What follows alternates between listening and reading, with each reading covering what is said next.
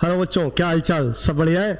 आज हम लोग गॉस की प्रमेय की सहायता से अनंत विस्तार की समतल अचालक चादर के समीप वैद्युत क्षेत्र की तीव्रता ज्ञात करेंगे। तो इसके लिए ध्यान दो बेटा, हम लोगों ने एक ये अनंत विस्तार की चादर ली है। अब आप कह रहे होंगे ये सर ऐसे तिरछी क्यों दिखाई है ऊपरी और निचले सिरे पर? इसका मतलब ये है कि ये बोर्ड के तल में नहीं बेटा, ऐसे बोर्ड के तल के लंबवत रखी हुई है। बोर्ड के तल के कैसे रखी हुई है? लंबवत। अब इस चादर को हमने क्या दिया? कुछ धनावेश। चादर को दिया गया धनावेश क्या बेटा इसके पूरे पृष्ठ पर एक समान रूप से फैल गया, जिसकी वजह से मान लो इस चादर पर आवेश का पृष्ठ घनत्व तो कितना है? सिग्मा है।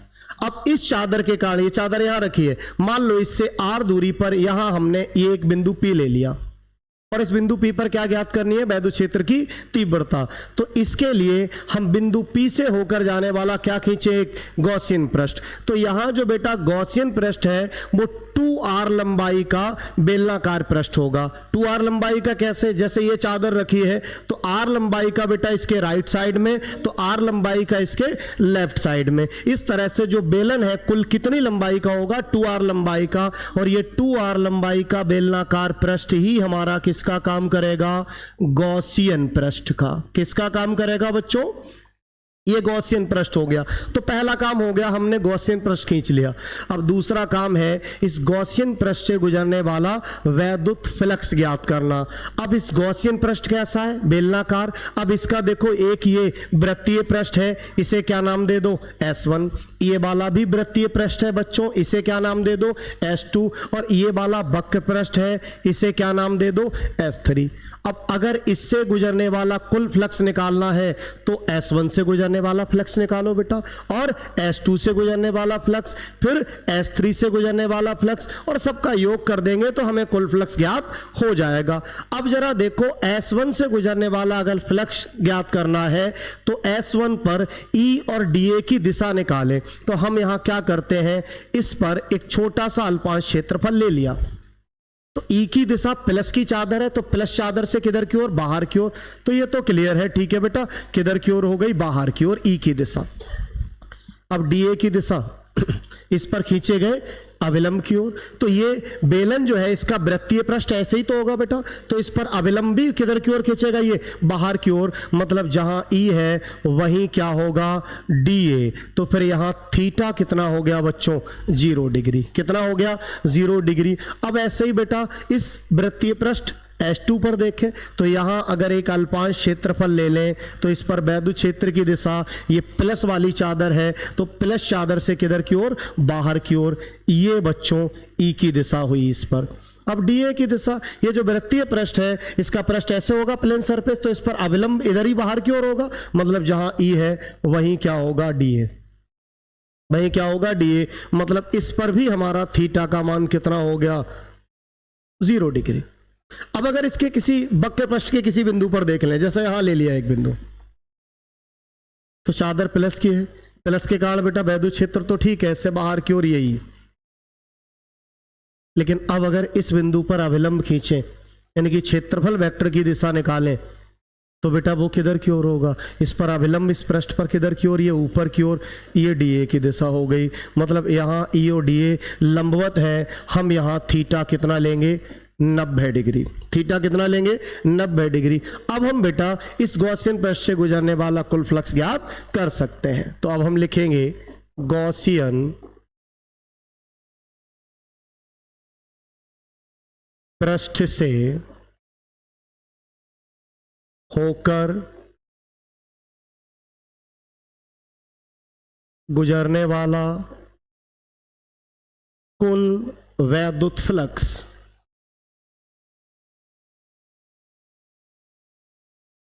तो कुल वैद्युत फ्लक्स फाई E बराबर किसके होगा बेटा? Phi 1 plus phi 2 plus phi 3।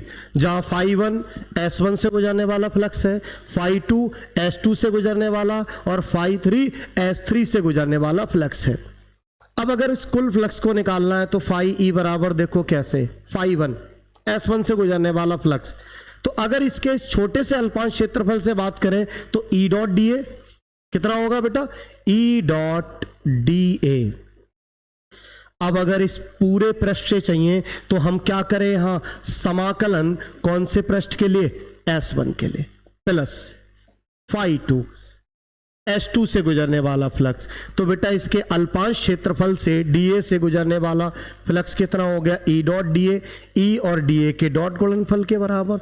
और अगर इस पूरे पृष्ठ S2 से चाहिए तो S2 के लिए क्या कर दें, हम समाकलन कर दें, प्लस बेटा φ3 S3 यानी कि इसके वक्र पृष्ठ से गुजरने वाला फ्लक्स। तो अल्पांश क्षेत्रफल से इसके भी कितना होगा भाई, E डॉट dA, और पूरे पृष्ठ से चाहिए तो समाकलन कर दे। और कौन से पृष्ठ के लिए समाकलन करेंगे, S3 के लिए। किसके लिए, S3 के लिए। अब आगे देखो φE बराबर,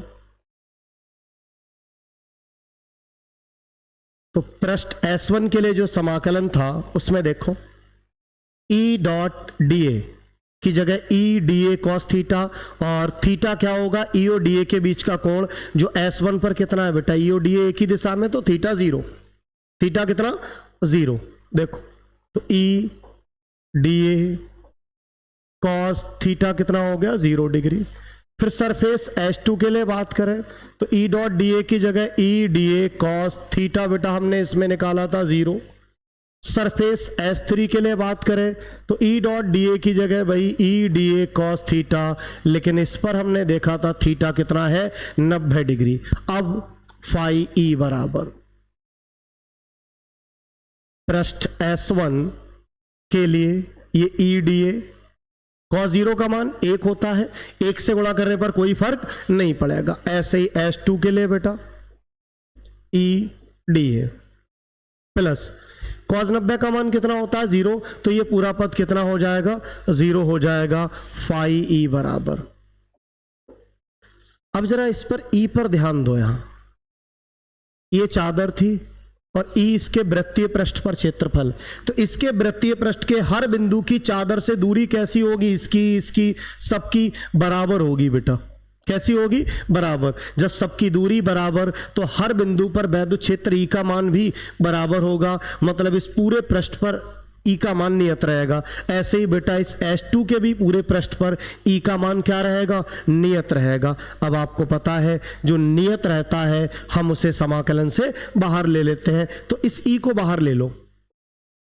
समाकलन S1 के लिए समाकलन है जिसमें dA बचा, E बाहर आ गया। अब पृष्ठ S2 के लिए समाकलन है, इसमें क्या बचा, dA। तो φE बराबर ESI। dA क्या है, S1 जो हमारा वृत्तीय पृष्ठ है उसके एक छोटे से भाग का क्षेत्रफल। तो समाकलन dA का मतलब S1 का पूरा क्षेत्रफल। अब S1 क्या है, हमारा वृत्तीय पृष्ठ, वृत्तीय पृष्ठ का क्षेत्रफल ऐसा करो A मान लो, तो समाकलन dA का मान A हो जाएगा प्लस ESI। अब dA S2 का एक छोटा सा क्षेत्रफल, तो समाकलन dA S2 का पूरा क्षेत्रफल, मतलब दूसरे वृत्तीय पृष्ठ का क्षेत्रफल। और बेलन में आमने सामने वाले वृत्तीय पृष्ठों के क्षेत्रफल क्या बराबर, तो अगर हमने S1 का क्षेत्रफल A माना है तो बेलन के S2 पृष्ठ का क्षेत्रफल भी कितना होगा, A होगा। तो φE बराबर कितना हो गया, EA प्लस EA 2EA। इसे हमने समीकरण 1 डाल दिया। और हम यहां बता भी सकते हैं, देखो जहां A बेलन के वृत्तीय पृष्ठ का क्षेत्रफल है, जहां A बेलन के वृत्तीय पृष्ठ का क्षेत्रफल है। अब ये तो हमने गॉसियन पृष्ठ से गुजरने वाला फ्लक्स समाकलन की सहायता से निकाला। अब इसी फ्लक्स का मान हम बच्चों गॉस की प्रमेय से निकालें, तो जरा ध्यान दो। परंतु गॉस की प्रमेय से, परंतु गॉस की प्रमेय से, तो देखो बेटा गॉस की प्रमेय से φE बराबर, अगर इस गॉसियन पृष्ठ द्वारा घिरा हुआ आवेश Q हो तो उस Q का कितने गुना, 1/ε0 गुना। अब आवेश का पृष्ठ घनत्व इस पर कितना है, सिग्मा, और सिग्मा बराबर क्या होता है, Q/A। यहां से Q बराबर निकालें तो क्या होगा बेटा, सिग्मा इंटू A।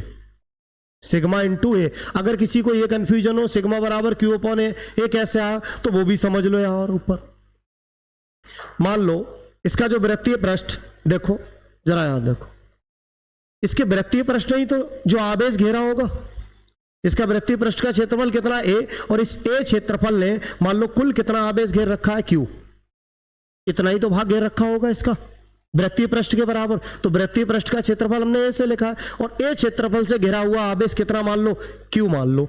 तो ए क्षेत्रफल से घिरा हुआ आवेश क्यू है, तो एकांक क्षेत्रफल से कितना होगा क्यू अपॉन ए, और एकांक क्षेत्रफल पर उपस्थित आवेश को ही हम क्या कहते हैं, आवेश का पृष्ठ घनत्व यानी कि सिग्मा से लिखते हैं। तो सिग्मा बराबर क्यू अपॉन ए, या क्यू बराबर हो गया यहां से सिग्मा इंटू ए। तो फाई ई बराबर यहां से क्या आया, क्यू की जगह सिग्मा इंटू ए इंटू में 1 अपॉन एप्सिलॉन 0।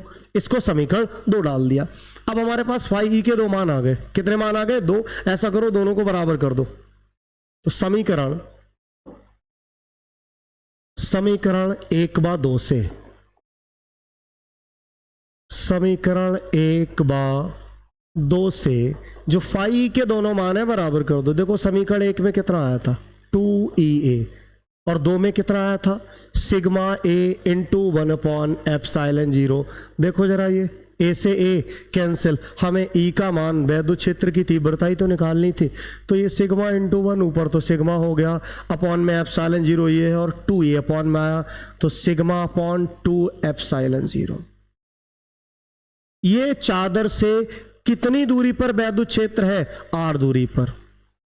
क्या इस सूत्र में कहीं आर आया है, नहीं बेटा आर नहीं है।